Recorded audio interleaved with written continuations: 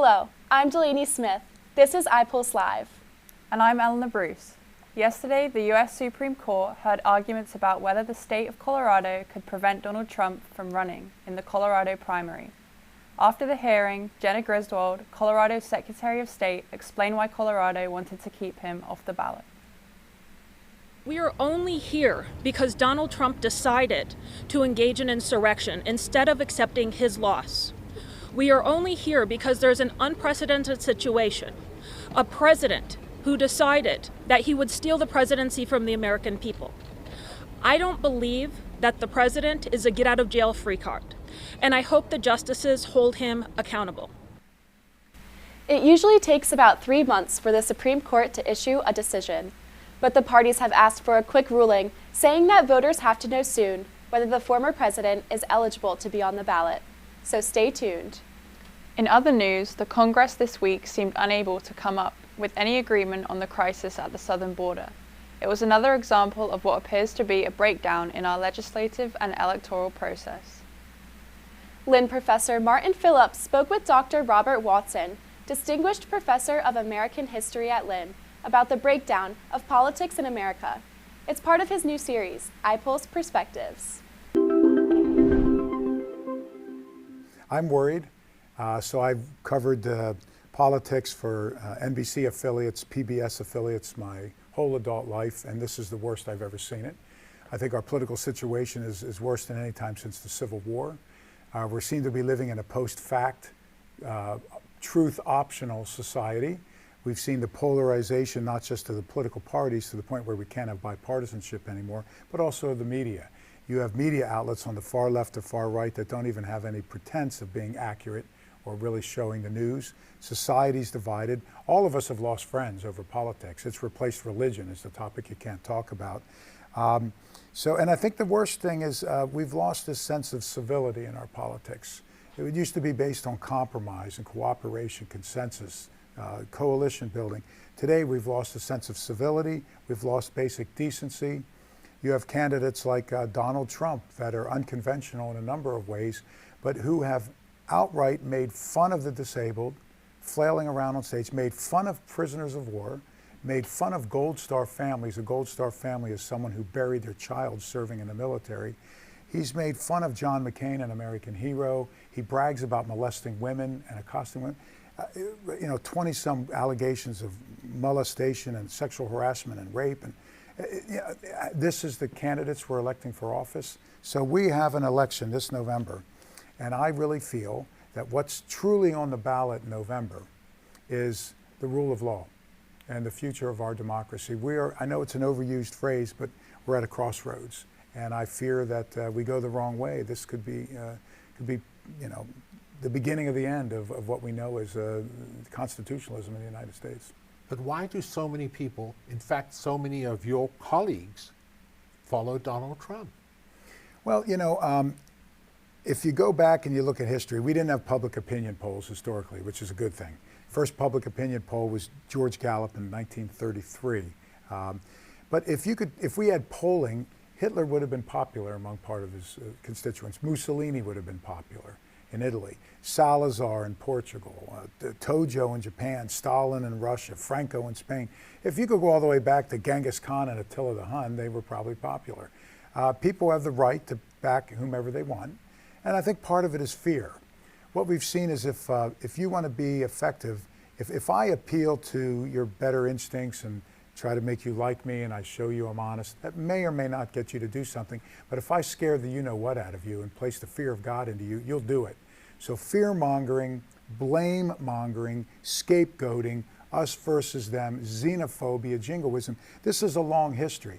We saw it in the KKK here in the United States, the Know Nothing Party, the Birch Society, the Millerites. We've seen a spike in hate crimes toward the black, gay, immigrant communities, an unprecedented spike in hate crimes against the Jewish community.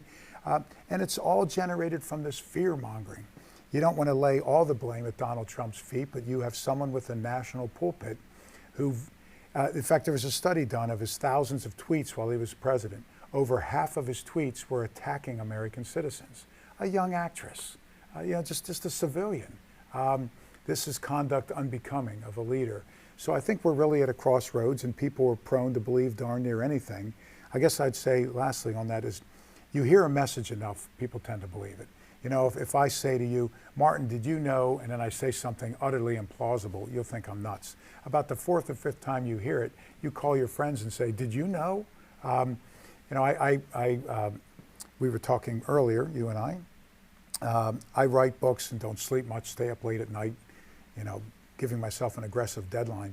So sometimes I am just dead exhausted, so I turn the television on just so there's noise, and every once in a while I'll look at the TV, then I'll go back and work on chapter 12. And I find this happening all the time. I'll see a commercial for Taco Bell and hear the ding, and I'm thinking, oh, that toxic hell, you know, who would eat there? But about the third or fourth commercial, when I hear the ding, I'm like Pavlov's dogs. I'm salivating. I'm like, and the next day I go and get Taco Bell at the drive-thru, and I'm like, why did I do this? Commercials, advertising, messaging, this is all a science. And this is done in a way to manipulate people, and we're oftentimes too gullible and receptive to these messages that are destructive and are complete lies. But aren't you shocked at how many smart people are buying into them? People who know better. Well, we would like to think everybody knows better. Everybody has the right to do what they want. They have the right to make an informed or an uninformed decision. I have people that come to me all the times and say, can you believe that? And then they say something a politician did, and I'll say, they didn't do that. Or they'll say, oh, well, at least they're doing this. And I'll go, they're not doing that. Oh, yeah, they are. And then I'll show them evidence, and they'll claim that that's a lie. So we've lost a sense of critical thinking. We seem to be, as I said earlier, we're a post-truth, fact-optional society, but we've lost a sense of rationality and reason. Some of the things they're accusing people of, it's utterly implausible. The conspiracy theories, for example. The huge conspiracy theory that Hillary Clinton and the Democrats were running a child porn operation through the basement of a pizza parlor in Washington. And you had all these talkers on radical right-wing radio saying this over and over again, to the point where people were believing this, to the extent that that one fellow from the mid part of the country loads his car with guns and drives across the country. He calls and leaves a goodbye to his children message because he's going to save all the children. He arrives at the pizza parlor, busts in with guns. There isn't even a basement at the pizza parlor. Everybody's just eating. The FBI come in and drag him away. People are believing the utterly implausible and conspiracy. So we've got to find a way of injecting civility and reason and rationality back into our politics, as well as compromise. You and I are friends. And we could agree on 9 issues, but if we disagree on one, it's not going to end our friendship. But in today's political climate, you're my enemy, and I'd end that friendship. You and I might disagree on the budget. How do we put the budget together? I would submit that over a beer and a good dinner and some jazz music, you and I could solve the budget. Because we'd compromise and we'd work together, and I might not get everything I want. You might not get everything you want, but that's life. But today we've lost that ability to sit down civilly in a fact-based manner and find some degree of consensus. And that's the foundation of a viable democracy. So I'm extremely worried about it. You say you're worried. I am kind of stunned by what's going on. I mean, it sounds like you might be as well, even though you have the historical perspective. You know, I used to always say that, you know, if you look at whether it's Hitler or Mussolini, Genghis Khan, Tojo, Stalin, Franco, people always say, I can't believe it happened in that culture. You know, German scientific, academic, and educational institutions were the envy of the world. Hitler comes to office and they're believing up is down and left is right and committing the most heinous crimes in history. The kicker is, how could it happen in these viable cultures like Italy and Spain? The answer is, it's happened everywhere all the time throughout history. History's written in blood. And I always say, as an historian, it's hard to not be an alcoholic and a complete depressive when you read all this. But we always like to think it couldn't happen here. American exceptionalism. We're the exception to the rule. You know, our history, we had slavery for centuries. Southerners sent their sons to die to keep slavery. We committed genocide against the American Indian. The 1830 Indian Removal Act, the Trail of Tears. It slaughtered the Creek, the Cherokee, the Chickasaw, the Choctaw, genocide against American Indians. And the person that did it was President Andrew Jackson, who's on our $20 bill today. So we've had a long history of fear replacing fact, paranoia and conspiracy replacing truth and civility. And so this is simply the latest iteration, but probably the worst since the Civil War. Are we that gullible? People are. You know, I mean, P.T. Barnum is born every, and for your students, that's a circus carnival show barker. A sucker's born every minute. And again, I guess with, I do town halls a couple times a week. I lecture in the community. I travel around and lecture at museums, battlefields, and historic sites around the country. And the stuff people say. For example, I have a book on World War II and the Holocaust. And in 2017, I did like a 30-plus city tour around the country selling my book, which is wonderful. Talking about your book is like talking about your grandkids, right? But I counted, I had 7 people confront me screaming at literary events that the Holocaust never happened. Now, one, I knew that people didn't believe in it, but I never had anybody yell it to my face with veins popping out and their eyes bulging, wanting to fight me. But I had it multiple times at literary festivals and book talks. You would think by self-selection that you wouldn't attract that crowd. But what I realized I was guilty of was, living in a bubble. I'm in academia. You're around people that are paid to be critical thinkers and open-minded, one would think and hope. And you're around bright-eyed, enthusiastic 19-year-olds with an iPad in their backpack, you'd like to think. But goodness gracious, gullibility seems to be the norm rather than the exception. As a distinguished professor, what is your role in trying to right these lies? So I would say that I don't have these kind of lectures in my classes. I talk about the Federalist Papers, the Battle of Gettysburg, the D-Day landings in 1944 in France. But my goal in every single class I teach, irrespective of politics, justice, history, philosophy, my goal is critical thinking. I make the students debate in my classes. I make them put their own amendment to the Constitution together. I make them defend their positions. I try to expose them to new ways of thinking. If they agree with A, I argue B or disagree with them. Critical thinking is probably the best thing we can do. Secondly, in anything that I do, I try to instill a love of learning. You can inspire your journalism students, but you only have X number of days with them. If you can get them to either love journalism or love learning, they'll be lifelong learners and they'll teach themselves vastly more than you and I could ever teach them. I think that should be writ large our goals in society, to return a love of learning, to return a sense of critical thinking. Good gracious. President Trump said, who knew Puerto Rico was an island? The answer, everyone. He said, I didn't know Finland was a country. The answer, everybody knew that. Who knew that healthcare would be difficult? At his inaugural, at a big parade rather, he threw in Washington, he was saying that the Americans during the Revolutionary War in the 1770s and 1780s fought the British and we fought them at our airports. Air travel didn't come in for I mean, we've got to. But Professor, they buy it. People buy it. But therein is the issue. We've got to promote, and you're free to agree or disagree. You can vote Democrat, you can vote Republican, you can not vote, you can be liberal, conservative, populist, libertarian, you can be an anarchist or a fascist. That's your business. But we've got to promote critical thinking. We've got to promote a love of learning. For instance, the President, Trump, was anti-intellectual. There's no question about it. He made fun of educated people. He made fun of, why would you listen? I've never read a book, as if that's a badge of honor. I'm mortified to hear that someone didn't read a book. But I've found in my own life, when I do town halls and I do public events, if someone disagrees with me, they'll oftentimes say, well, you're an egg-headed professor in the ivory tower. Why should I listen to you? And I don't say this, but the answer is because I've spent 30-some years reading exactly what you asked me to talk about, and you haven't even thought about it. The same way, I'm not going to get my next-door neighbor to do open-heart surgery. I'm going to a famous surgeon. The same way, I'm not going to get my cousin to fix my car. I'm going to a mechanic because I don't want the brakes to not work. Expertise seems to be optional these days. You have on news outlets, and I put news in finger quotes, or prominent people. Evolution is bunk. COVID doesn't exist. Climate change doesn't exist. You have people that never took a biology class weighing in on these issues. Who would believe this? If you're going to tell me all about, Socrates, Plato, and Aristotle, I want to make sure you're a philosopher, right? If you're a baker, I might not listen to everything. But if you're a philosopher and you're telling me the best way to cook, I'm not going to listen to you. I'm going to listen to the baker. So it's an anti-intellectualism where people that are quote unquote learned or that have information are devalued. It's all knee-jerk kind of reactionaryism, and that's a deep structural problem that we face. What should be the role of journalists? Part of it is fact checking.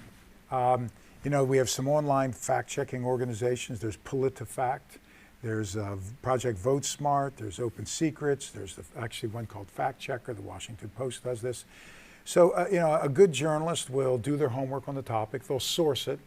But what they need to do is make sure when they source it for a quote, they're getting a true expert. Now, there's a difference between a fact and an opinion. You know, people are entitled to their opinions, but are not entitled to their facts. They need to source it, and they also need to fact check it. If somebody is obviously lying, it's a journalist's responsibility to either A, not give that a pulpit, or B, say this is their opinion, but it doesn't square with the facts. They said the budget deficit was this big, when in fact it's this big. Right. So the journalist has to have that. A journalist's job is to not just hold a microphone in front of someone and give them airtime. The journalist is the expert on fact checking, sourcing, and all that, and we need to do a better job of calling people out. Now, that's not to say you wear your opinions on your sleeve if you're a journalist. I am not a journalist. Right now, I'm not speaking as a professor. I'm speaking as Robert Watson, so I'm allowed to have my opinions. Moreover, I've published 48 books and hundreds of articles. I think I've earned my right to weigh in on these issues. I've lived these issues. I have hundreds of footnotes and hundreds of primary sources in every book. So, but a journalist has to make sure they fact check and they're getting the right sources. Moreover, as we saw the last few years, if someone gets up and spews racist, sexist, homophobic, anti-Semitic venom, a journalist giving them an unfettered, unchecked pulpit will allow that to fester in society. So if that's being done, they need to then put someone on afterward who says, you know, this kind of language toward the Jewish, black, gay, et cetera communities is not healthy, and here's the facts. And not just give them a pulpit. And I think part of it is major media outlets have either just thrown the truth out the window or they've not done their job. And that has contributed to this alarming spike in the last couple of years of an increase in hate crimes and this incivility and dysfunction that defines the body politic today. If you were to advise students or adults to go to a particular news source as a reader, where do they go? Number one, use multiple news sources. You shouldn't just get all your information from CBS. You should look at CBS and NBC. There's a lot online, but number two, students need to know that much of what's online or social media or on this has not been spell checked. So I get people all the time that say, you were wrong at your town hall, and then they'll show me a tweet. And it starts off with a grammatical error. I'm like, really? You're going to believe that? So a lot of what's online is not spell checked, it's not fact checked, it's not peer reviewed, it's not refereed, and it's not run by a professional editor or producer. So we need to realize that. Multiple sources, fact check on your own. As I mentioned a moment ago, PolitiFact, Open Secrets, Project Vote Smart, Fact Checker. There's a lot of these organizations out there that are objective, professional, and they fact check Democrats and Republicans. I've been fact checked by a few of them. And it's an unnerving call when you get a call that they're fact checking something I wrote or said on the news. Happily, we checked out. But so consult that before you take the opinion of some radio talker who has absolutely no credentials in what they're talking about. I'm not going to tell you what to do about dentistry because I don't know anything about dentistry. So people shouldn't listen to someone who's never, as I said, taken a biology class weigh in on climate change. Instead, you should listen to the 99% of the world's eminent scientists who have spent their lives compiling facts on the issue. A student who wants to get involved politically, who wants to be an activist, one side or the other, what do they do? Where do they go? Easy to do. Every city, every county has a Democratic club, a Republican club, and other political clubs, and these clubs are usually just senior citizens. They're dying for some young kid to show up. I always tell my students, and I challenge them, I said, if you show up to the local Dem or Republican club meeting and you introduce yourself, somebody there is going to say, here's the membership application. Would you like to be the treasurer or secretary? They'll find themselves the head of their social media or whatever. So it's easy to get involved. Number two, volunteer at the campaign. 2024 is an election cycle, and an important one at that. Every campaign has volunteers, phone banking, yard signs, knocking on doors. I mean, just all sorts of things. Stopping and picking up the donuts and pizza for the office, to the very fundamental, legitimate things. But they all need volunteers, so those are two really easy ways to do it. Or just go online. Find a social media platform that's legitimate and factual, and then you can forward that. You can like it, you can post it, you can forward it. Get your friends in a group chat and talk about the challenges facing this generation. You know, this generation is going to inherit the mess that our generation made. So they have skin in the game. Or just find one thing if you're not interested in politics, probably everybody in this generation is interested in the environment.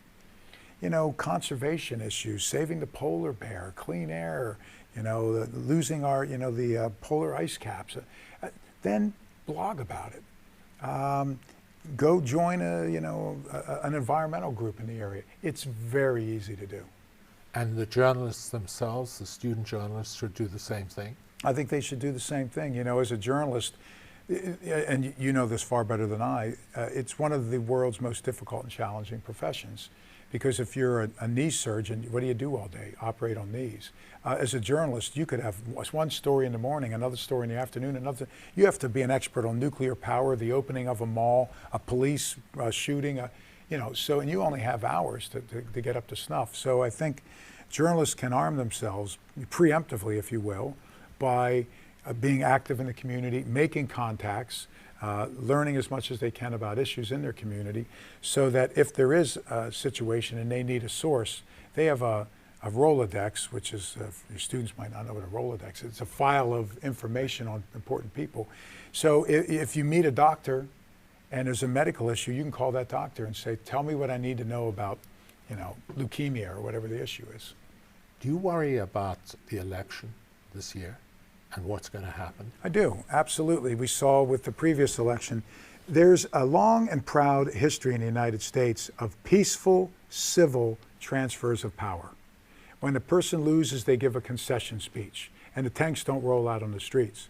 Donald Trump was the first president who did not give a concession, did not have a peaceful transfer, civil transfer of power. Instead, he claimed that it was lies and fraud and the election was stolen.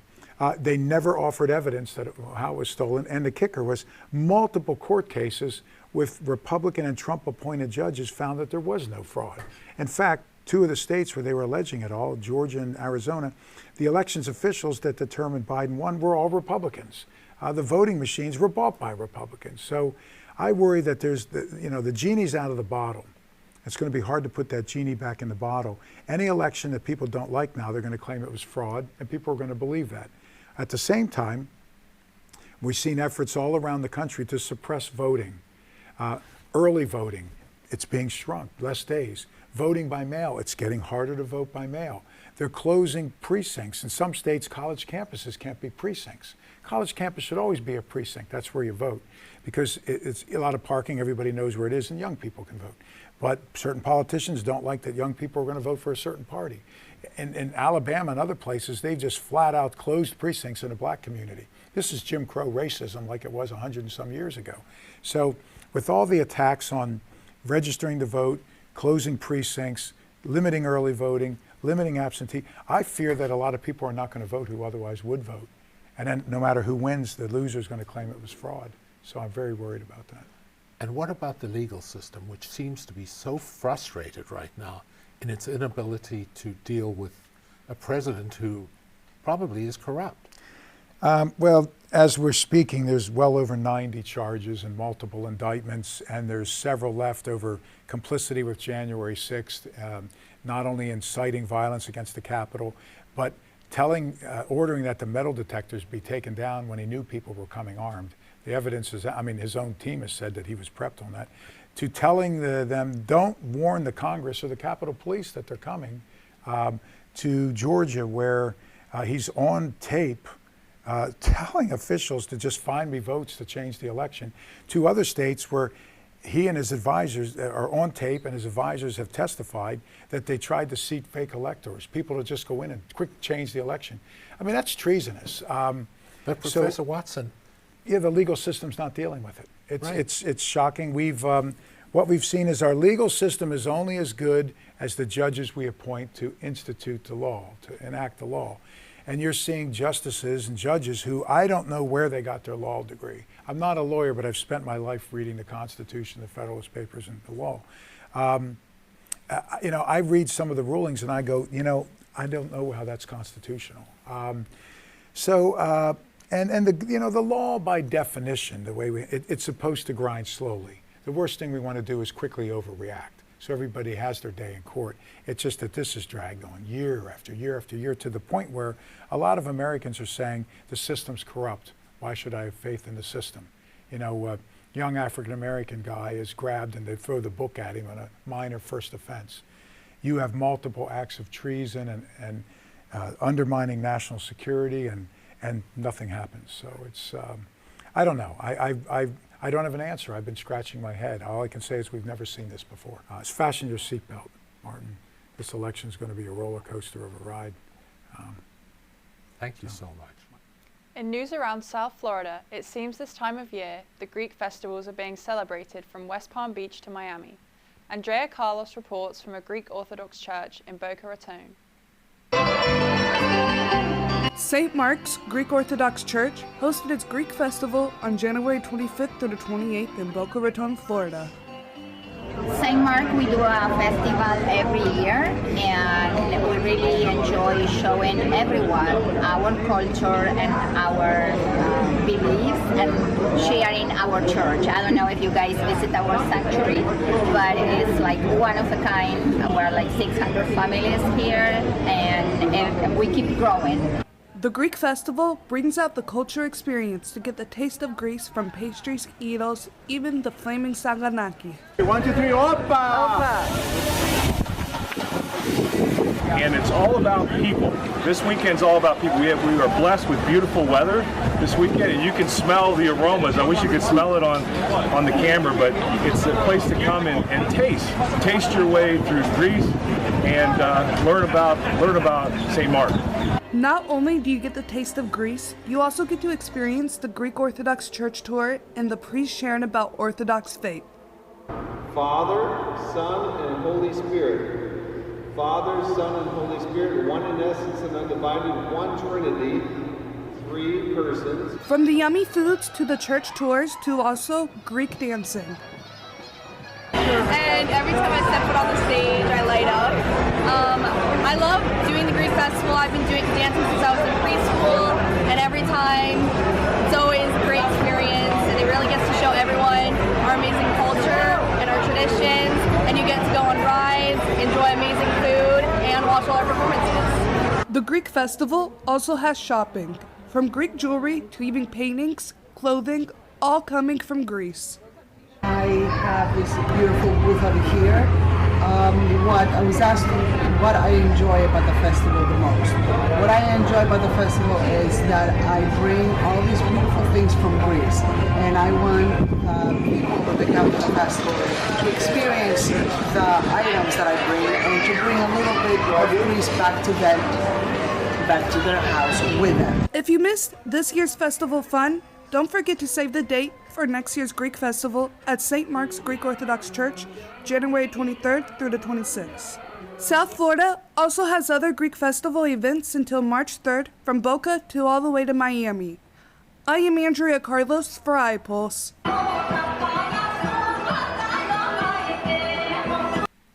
And that's iPulse Live for this week. We'll be back next Friday with another edition of iPulse Live. I'm Eleanor Bruce. And I'm Delaney Smith. You can follow iPulse on our new website, on Instagram, and on Apple News under the iPulse section.